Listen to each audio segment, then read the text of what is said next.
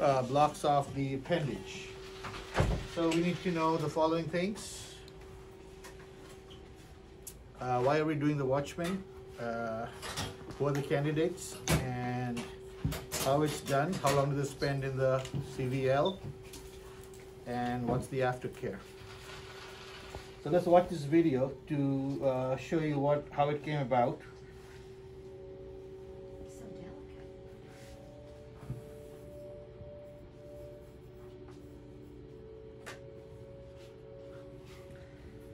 This is Watchman, a left atrial appendage closure device, and the only implant of its kind approved by the FDA. Watchman is for patients with non-valvular atrial fibrillation who need an alternative to oral anticoagulants. In a one-time procedure, Watchman offers stroke risk reduction comparable to warfarin, while avoiding the risk of bleeding associated with long-term warfarin use.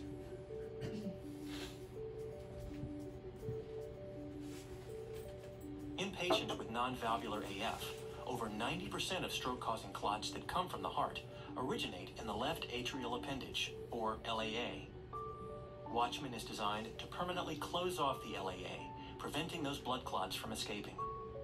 The procedure is performed under general anesthesia in a catheterization lab using fluoroscopy and transesophageal echo. Typically, it takes about an hour, and patients stay in the hospital for 1 day.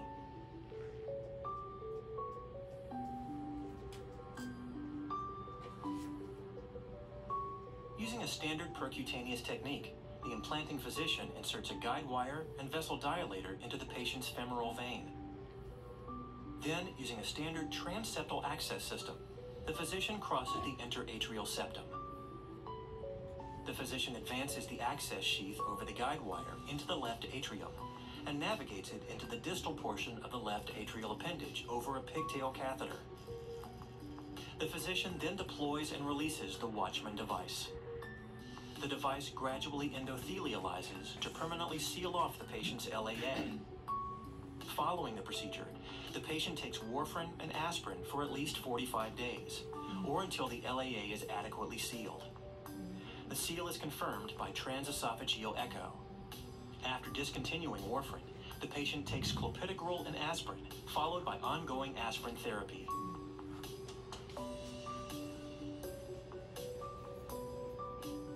The FDA approval of Watchman is based on data from 2 randomized trials and 2 prospective registries, including 2,400 patients and 6,000 patient years. Additional real-world safety data was collected on Watchman in the first year after FDA approval. Watchman was successfully implanted in 95% of patients in the PREVAIL clinical trial and in the post-FDA approval experience. In both of these data sets, a significant number of operators were newly implanting physicians. Clinical studies of Watchman show consistently low rates of device and procedure-related safety adverse events since the second half of PROTECT AF, when refinements were made to the device and procedure. These rates are comparable to those published for AF ablation, another left-sided procedure. In a meta-analysis of the clinical trials, Watchman reduced all-cause stroke comparably to warfarin. Patients who received Watchman also experienced a significant reduction in major bleeding events compared to warfarin as early as 7 days post-procedure. More than 6 months post-procedure, Watchman patients experienced a 72% reduction in major bleeding events versus warfarin. The Watchman implant, an innovative alternative to oral anticoagulants. See if Watchman is right for your non-valvular AF patients. All right, so that's the introduction. Essentially, people that have bleeding risk and need warfarin for AF, there's non-valvular, means no mitral valve disease, no mitral stenosis essentially. They're candidates. They're approved, and they have to meet CHA2DS2-VASc 3 criteria because CHA2DS2-VASc 2 and lower are very low risk, so they do not qualify for this device. CHA2DS2-VASc 3 and above, score can go up to 7, 8. CHA2DS2-VASc stands for congestive heart failure, hypertension, age over 65 or 75. 75 get 2 points. So how much is that? 4. D is diabetes, 5. S is prior stroke, it's 2 points, 7. And VASc is either CAD or carotid disease or peripheral arterial disease. So if you have those conditions, you count each points and chest VAS 3 and higher. And they have to have a bleeding risk or fall risk so that they cannot take warfarin safely, or a DOAC such as apixaban or rivaroxaban. So the procedure is done in the cath lab, and as you saw, it's 95% successful, and you need to know about aftercare. So what can go wrong with them? So there's some contrast dye involved. So there can be, persons that have borderline renal function have to be watched. Give them a lot of intravenous fluids to flush out the dye as much as it's safe for them. Many of them have low EF and such, so you have to be careful. And the second thing is they can have late bleeding. So you have to watch for signs and symptoms of, they're tachycardic for no reason, they're weak, they complain of pain, they look pale, diaphoretic, features of hemorrhagic shock, or they can tamponade. And then they can have pericarditis. They can have pericarditis the next day or the same day, and that means there may not be any fluid on echo, but they have pain, for which we have to give colchicine or non-steroidals or steroids sometimes. So those are the main things, and then the groin issues. It's single access, 14 French, and I probably will always close them with Vascade or on the ProGlide sutures. So it should be not such a huge issue. It's a venous stake. So, venous stake. Yeah. So they will be bed rest for 3 to 4 hours. And you just, the majority will go home the next day. How many hours after the procedure do we start anticoagulant? Or do you start it? Yeah, the same evening. The same evening, okay. So if it's Yeah, not they don't over, we get need to any more, call. huh? So if it's not over, we need to call, yeah. Correct. Correct. Unless somebody had a leak or something, you worry, you had a small effusion, you're watching, then probably won't give it. You'll see that in the notes, that somebody has small effusion into the case and doctor says, yeah. If it's a small effusion, we don't know whether it's just a reaction or it's blood, so we just watch it with echo next day. So the plan is to send these Standard. patients to PCU. Right. So the only reason that you guys will be getting them is if there's If there's a tamponade. Or if, Or something like that. or if Yeah, PCU is they full. detach. Our PCU is full. So we might be getting more than we think because PCU is full a lot. So groin and chest pain, features of shock, and renal complications, those are the main. So should they not have like any chest pain at all then from that procedure, or Right. you? Okay, Most so of you're not them- expecting any kind of. Well, unless they develop pericarditis, then you notice a rub and it would, they would have that pain. On the Right. devices that are not successfully implanted, are there any risks for those patients that are different?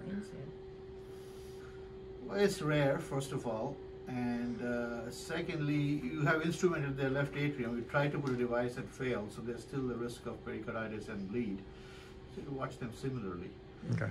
Yeah, maybe a little more risk because you must have tried a few different sizes and failed. Is there ever a time where the device has to be removed? Removed? Yeah.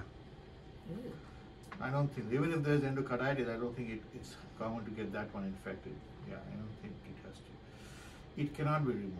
I mean, there is a snare technique which is highly risky because Right. you have to push the snare into the appendage. It's a thin wall structure, and there are barbs holding it in place.